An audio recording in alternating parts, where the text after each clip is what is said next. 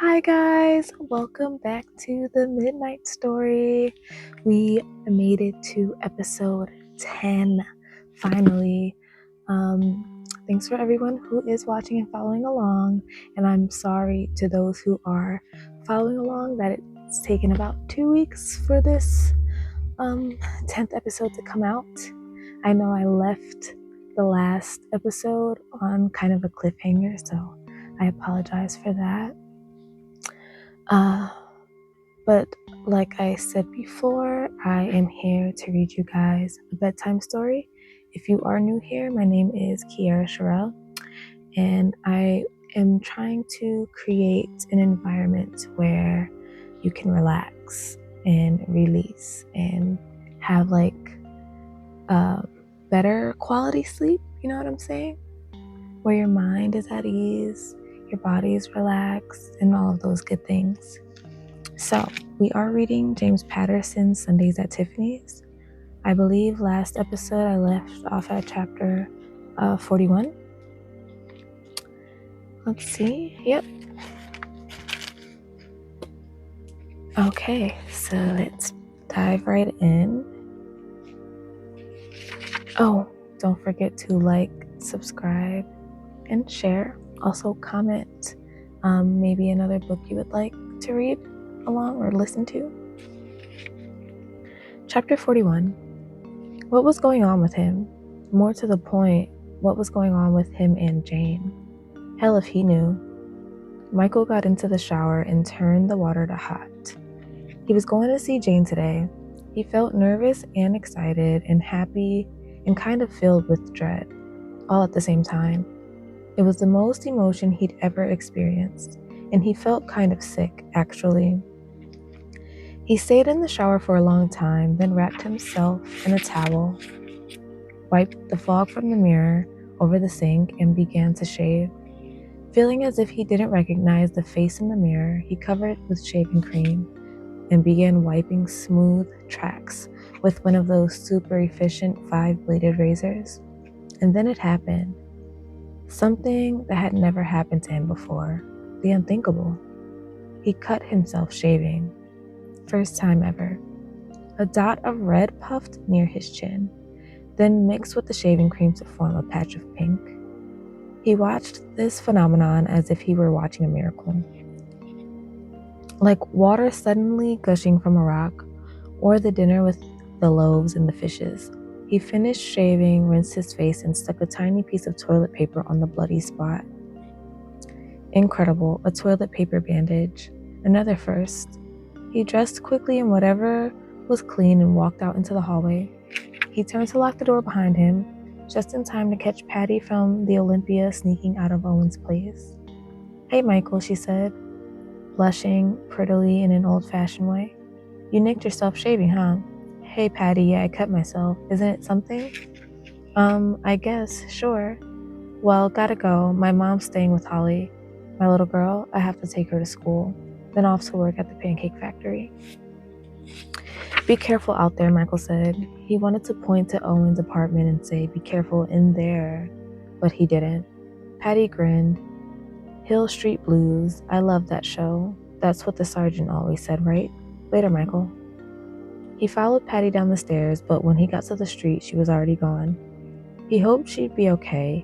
He felt a little responsible somehow. Maybe he shouldn't. Finally, he started to focus on his own day. He had no idea where he was going this morning, but he knew it had something to do with Jane. "I cut myself shaving," he marveled out loud and got some funny looks from passing strangers. Guess you had to be there.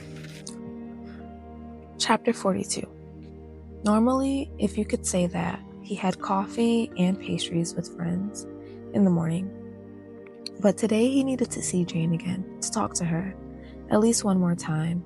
So he took a long walk and ventured into the building where she worked, which had at first seemed like a good idea, but now was starting to feel like a big mistake. One of a series. What was he doing here? What did he hope to accomplish? "Hello," the woman at the reception desk of VMAR Productions said, startling him out of his fugue? Fugue? F-U-G. Fugue. Fugue? I don't know. You must be an actor, right? Do you want to drop off your resume? Michael shook his head. Why would you say that? Have you ever looked in a mirror? He was trying to decide what to say next when a scary image from the past came striding through the big red swinging doors behind the receptionist. It was Vivian, and God, the woman was living testimony to the fine art of plastic surgery. How many tens of thousands of dollars had been spent to pull that skin into such taut smoothness? Talk about miracles. She hadn't aged a day. There was a touch of plastic surgery shininess to the forehead. The cheekbones stood out a little too prominently, but she looked good. A little frailer, but still quite striking and energetic, of course. Vivian focused on him. Michael knew that even though he had seen her 1,000 times, she was seeing him for the very first time. Well, hello, Vivian said, turning on the full wattage charm. I'm Vivian Margot. I know all the leading men in New York, so why don't I know you? Don't tell me you don't speak English. All right, I won't tell you, Michael said and smiled pleasantly. $1 million smile, too, Vivian said, extending her hand. Michael took it. It was soft and smooth. Good Lord, she'd even had plastic surgery done on her hands. I don't know why our paths haven't crossed before, but it's a pleasure to meet you. Who are you here to see? She asked, the smile never leaving her face, her head tilting to one side in a coy, schoolgirl manner. A friend of mine works here, Michael said. Oh, really? Who's your friend? If I might be so bold. I'm here to see Jane, Michael said. The smile disappeared. I see, she said. Just then, with perfect dramatic timing, Jane walked into the reception area. She froze for just a second, surprised to see Michael at the office. Then a lovely, slow smile came across her face, and Michael couldn't look away from her. She walked toward him and gently peeled the piece of tissue from his chin, as if it were the most natural thing in the world to do. He feels pain, was all she said. He does, and he bleeds. Vivian spoke up. I just met your friend, Jane, sweetie. Good, Jane said. What's his name? He won't tell me. Michael answered. Michael? Michael what? Vivian asked. Just Michael, Jane said, and then she pushed the button to summon the elevator. Oh, like Sting or Madonna. That's right, said Jane serenely. Michael could tell that Vivian was burning for more information, but if Jane didn't want to indulge her, he certainly wouldn't. Ready for lunch? Michael asked Jane. Starving. Jane, you just got here, said Vivian. We have meetings and phone calls, and this thing with Hugh is not settled. Okay, bye. Jane said sweetly, as if she hadn't heard her. The elevator doors whooshed open, and she and Michael stepped in.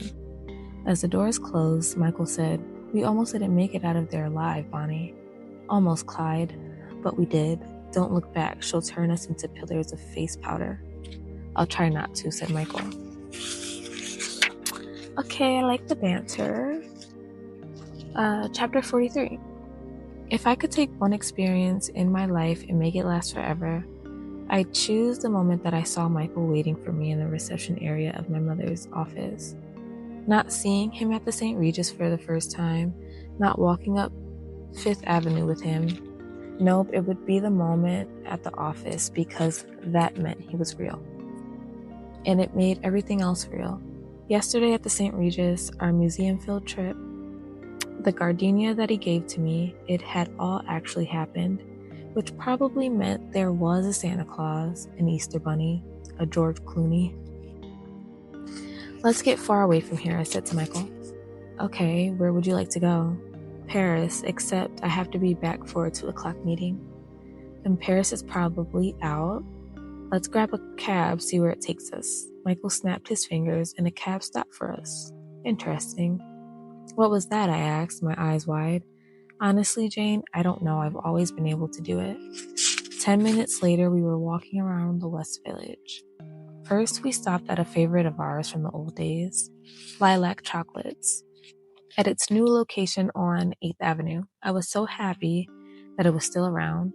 We bought chocolate truffles. Michael said it was for after lunch. I told him that he couldn't tell me what to do anymore, and I ate one before we'd even left the candy store. So did he. Copycat, I said, the most sincere form of flattery. We walked to Hudson Street and went into a store that sold nothing but amazing antique cast iron banks, like the kind in which you put a coin in a dog's mouth, then press a button and the dog's tongue flips the coin into a juggler's hand. Geez, Michael said, this bank cost $995.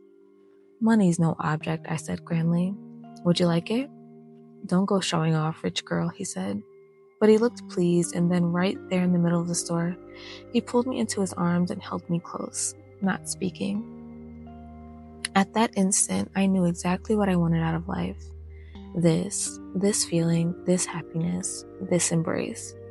We ate lunch in a delightful French restaurant that was called simply French Restaurant. Sitting there eating chicken and pommes frites. Pommes frites? Pommes frites. Drinking wine, we talked and talked freely, easily, as if it were the most natural thing in the world. Us being there together as man and woman. Or woman and whatever Michael was. An angel? We had lifetimes to catch up on. I told Michael about my 4 years at Dartmouth, where I was the only person in the entire school who refused to ski. He laughed when I confessed that the week I graduated, I joined a religious cult. Weight Watchers. Michael said, you don't need Weight Watchers, Jane. You look great. You've always looked great, don't you know that? And this is the weird stuff. Honestly, I said, no, I've never known that. I actually didn't tell Michael everything. Even though I told him all the best stories about what it was like to work for Vivian, I didn't mention the success of the stage play Thank Heaven, or that we were going to start shooting a movie about a little girl and her imaginary friend, who just happened to be based on Michael and me. When I finally got Michael to open up and talk about himself, he was charmingly modest, but also very discreet. He told me just a little about a few of his favorite assignments over the years: twin boys in North Carolina, a woman senator's daughter in Oregon, a few appalling stories about a precocious child actor in LA, someone I actually had heard of. I have a lot of questions about this friend thing, I told him. Unfortunately, I don't have a lot of answers, and I wish I did, Jane. You have no idea. It wasn't a satisfying answer, but it was probably the only one I was going to get. Then I asked Michael something even more personal that I was dying to know. Were you ever involved with anyone romantically? He shifted in his seat and shrugged. I meet people, he said, not answering my question. I like people, Jane, all kinds of people. And I'll bet they like you. Michael didn't seem uncomfortable. He just seemed, well, reserved. And mysterious, of course. Let's go do something, Michael said, taking my hand. It doesn't matter what. And he snapped his fingers for a cab. Chapter 44. It didn't matter what we did that day. We could have been digging ditches, and I would have been thrilled. But we did something much better than digging ditches. We rollerbladed over the hills of North and Central Park, where the blacktop was smooth and the traffic was sparse. We flew like angels on cement, barely avoiding runners, bicycle riders, dog walkers, and their ruckus packs of barking dogs. And all the while, I was delighting in his company and thinking, what is happening here? Surely it's never happened before to anybody else. There has to be some logical explanation, yet I might have to accept that there isn't. I hadn't been on rollerblades since I was 10 years old. I remembered that my mother called me a clum, that is, a person with no natural grace. I did not seem to have improved much with age. At 96th Street, I was practically touching the ground as I tried to make it to the top of one of the steepest hills in the park. My calves and thighs ached, and then suddenly we were at the tip top of the hill. Flying downhill fast, completely out of control. Michael, I screamed. He grabbed my hand. Trust me, he yelled back. So I did, and amazingly, we didn't crash, didn't wipe out. Michael was taking care of me again, as he always did. Safe and sound at the bottom of the hill, we flung ourselves onto the thick grass, panting, a few feet away from an old woman in a wheelchair. She was there with a nurse companion in a starched white uniform. "I thought you had a 2 o'clock meeting," Michael said, suddenly looking at his watch. "I did. I missed it." I felt a singular lack of concern. It was interesting. The old woman was watching us, smiling now. Her companion fixed a shawl around her and began pushing the wheelchair away. The woman turned and called, "Good luck to you two. You make a lovely couple." I agreed. I looked at Michael, but his face gave nothing away. "Are we a couple?" I asked Michael, holding my breath at his answer. "'Cause, girl, what?" He laughed lightly. "A couple of nut jobs, maybe," he said. Not what I wanted to hear, but I dropped it. "What could you possibly have thought he was going to say?" For dinner, we had hot dogs in the park, hot, spicy, and doused with mustard and relish. We walked and talked, and eventually we were at my apartment building again. "Well, here we are," I said, with crackling wit. We stood outside the entrance to my building, and Martin, the doorman, discreetly moved away from us. Yes, I would ask Michael to come up to my apartment now, of course I would, and Martin would approve. But as the fateful words were about to come tumbling out of my mouth, Michael leaned in. Yes, I thought, oh yes, please. His face was only an inch or so from mine, and my breath caught. I'd never seen him so close. His smooth skin, his green eyes. Then he suddenly pulled away, almost as if he were afraid of something. "Good night, Jane," he said. "It was a perfect day, but I think I'd better go now." He turned and walked away quickly and didn't look back at me. "I miss you already," I whispered to nobody.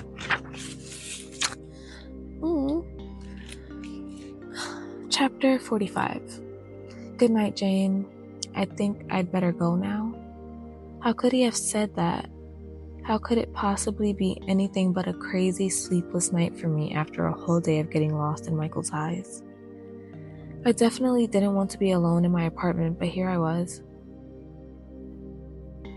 I walked to the living room and looked out at the city as I munched a couple of Oreos. Alright, 4 Oreos. My floor was high enough to let me see over the other nearby buildings, and I had a great view of Central Park. New York had always been the right place for me, but tonight it seemed even more so. Maybe because Michael was out there somewhere? What was he, though? An imaginary friend? An angel?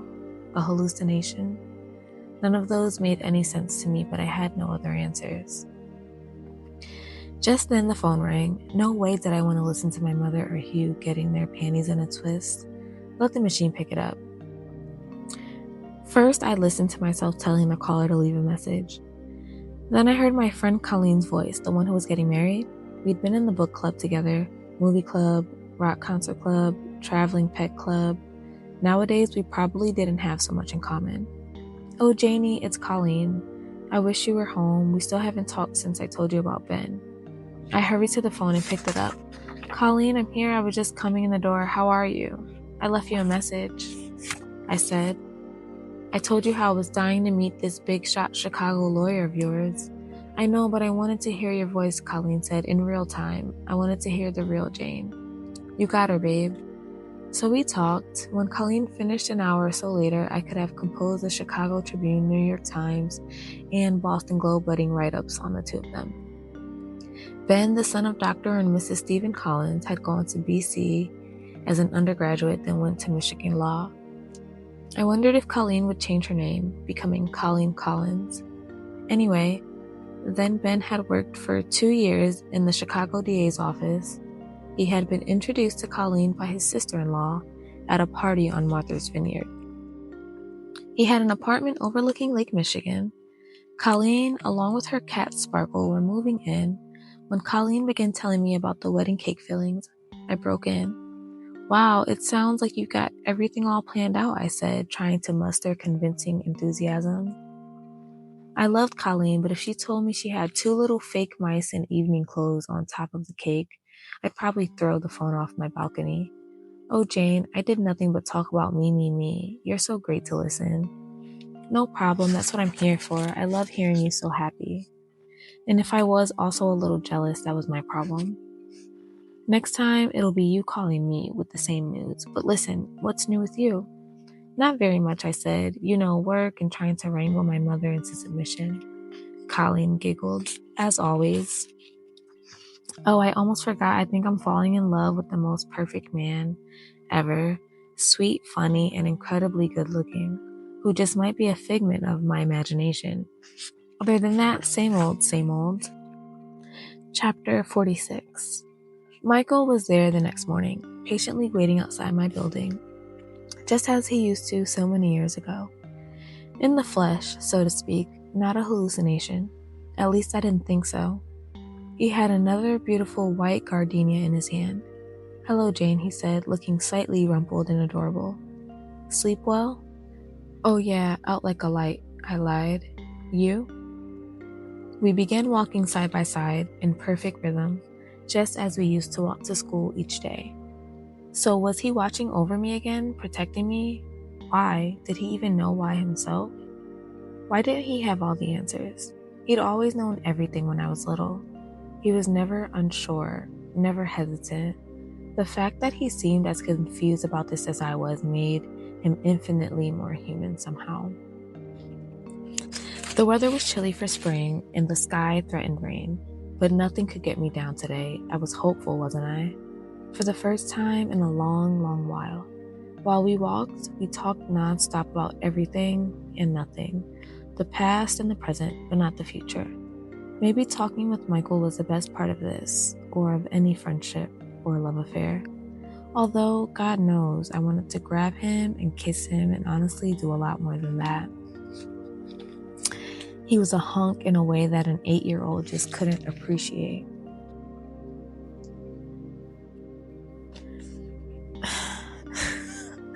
They need to go to jail. Oh my God. Okay, Jane, want to go in there for old time's sake? Michael was pointing across Madison Avenue to a familiar little shop of horrors called the Muffin Man. We had gone there on many a guilty morning, 20-some years ago, and to be perfectly honest, I had kept up the tradition. Once a sucker for muffins, always a sucker for muffins, I said. Lead on. As we waited online in the shop, Michael said, as I remember, the apple cinnamon walnut was your muffin of choice. It still is, among others. I'm not that picky muffin-wise. We each had a muffin, though I found that I wasn't really that hungry, which was odd, but fine with me. Michael had a coffee frap. I had a decaf. What struck me most about me and Michael together was how little Hugh and I had ever talked about, or ever had in common, really. Once we were back on the street and about a block from the office, the skies opened up and it poured, coming down in buckets of icy rain. We can wait it out under the canopy, or we can make a run for it, Michael said. Run, obviously, which was what I felt like doing, running and yelling out loud. So we raced through the rain, through puddles up to our ankles, around people who were smart enough to have brought umbrellas. I wisely decided to keep the shouts of abandon to myself. We practically fell through the doors of my building, drenched to the skin but laughing like a couple of kids, or at least challenged adults, smiling goofily at each other. We naturally leaned closer and closer. Oh God, I wanted this to happen so much, but I'll see you later, Michael said. Pulling back, losing his smile, he frowned. Is that all right? Am I bothering you? Oh yeah, you're bothering me all right, I thought hungrily. But this time I wasn't going to let him dash off, so I grabbed his arm, keeping him in place, and kissed him on the cheek. The kiss was wet from the rain, but warm from my feelings. I'll see you later. I always want to see you, I said, and then I just had to add, I miss you already. That was me, taking chances, living large, born to be wild. Michael gave me a last affectionate look, then I got into the crowded elevator and punched my button. I couldn't help singing again. Born to be wild. I had no problem with letting my freak flag fly. God, I was happy. And just as you're happy, that's just gonna get snatched away. So let's continue reading and see the drama unfolds. Okay, chapter 47. Michael was actually really happy in a tortured kind of way. So he got together with a few of his best friends and told them about Jane, about how they met again, that she had bizarrely remembered everything about him, the hot fudge sundaes, our walks to school, the terrible, terrible day I left her, everything. The group was supportive but astonished. None of them had ever experienced anything like it. Just be careful, Michael, said Blythe, whom he was probably closest to among them. For your sake and for Jane's. They're supposed to forget us. That's how it works. That's how it always worked. Something strange is happening here. Oh, you think? Said Michael. At 5:45, he showed up at Jane's office as he promised he would and said good evening to his new friend Elsie, the receptionist. I don't think Jane's expecting me, he said. Think again, said Elsie. She's expecting you. She's been expecting you for most of the day. Elsie buzzed Jane, and a moment later she appeared, looking fresh and rosy-cheeked. Was she blushing? I told you I was bothering you, Michael said. He really is annoying, Jane confided to Elsie. Please, annoying me, said Elsie, who was well into her 60s. The rain had started up again, but Michael had brought an umbrella. They headed all the way to a restaurant on the Upper East Side called Primavera, talking as if it had been months since they'd seen each other instead of hours. So do you watch TV? Jane asked, avoiding a puddle by walking closer to him. Mostly cable, Michael said, like Deadwood and Big Love. I like those too, Jane said. What else do you do? What are some of your other interests? Michael thought people didn't usually ask him about himself. As Claire DeLune had said, he was a terrific listener. I love live football games, he said. I love Corinne Bailey Ray, NASCAR, Cezanne, the White Stripes. Jane laughed. So, everything? He grinned. Pretty much. What did you do today? Jane asked, looping her arm through his. I met some of my friends, he admitted. Friends who are in the same line of work, and I went for a long run, and I napped. Well, isn't that special? Jane teased him. Hey, I'm on vacation, remember? He said. By that time, they were at the restaurant, and it struck Michael. Was this a date? It felt like a date. Am I going to read another chapter?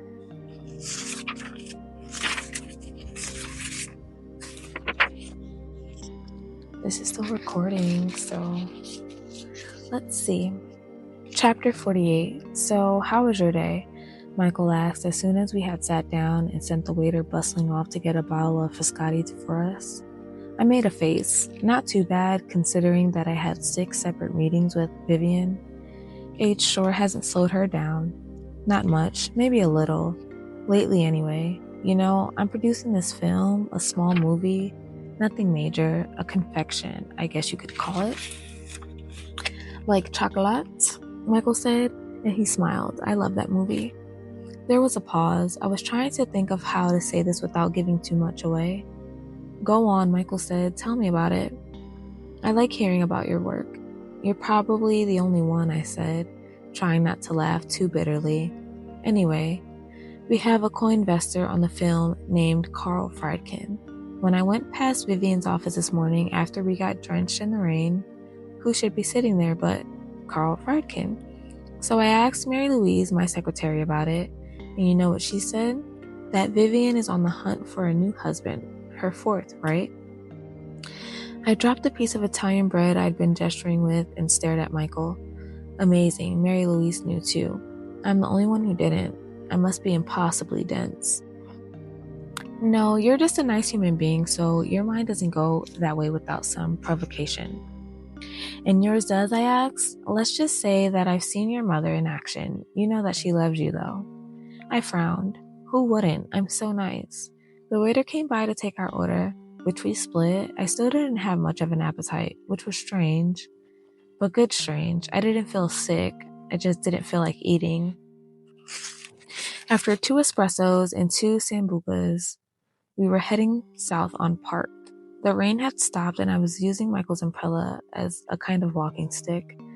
I started tapping it in rhythm, then suddenly I burst into a mortifying version of singing in the rain. It was like watching myself jump off a cliff but being unable to stop. The sun's in my heart and I'm ready for love. Finally, I got a grip. Sorry, don't know what came over me. Just Goofy, Jane, I said, hot-cheeked with embarrassment. I like Goofy, said Michael. Besides, you were being cute, not goofy. See, things like that made me love him more. Looking up, I saw that we were only a few blocks away from my building already. We continued walking, both of us, quite for a change. Would I ask him up? I really wanted to. Trying to gather my nerve, I looked up at Michael and then suddenly we had stopped and he was taking me into his arms again. My eyes flew open, then fluttered shut as Michael slowly leaned down. I almost gasped when I felt his lips press against mine, and my heart gave a giant leap that I was sure he could feel. My mind, which I thought of as being in tatters now anyway, was completely blown. Oh, Michael, in all my life, I'd never felt anything like it. Nothing even close. Finally, we broke apart. Staring up at him, pulling in air, I started to say, but then we were kissing again, and I wasn't even sure who had started it, only that Michael was holding my face in his hands. Then he held me tight in a little bear hug that I loved. We inched apart, but then kissed again and again.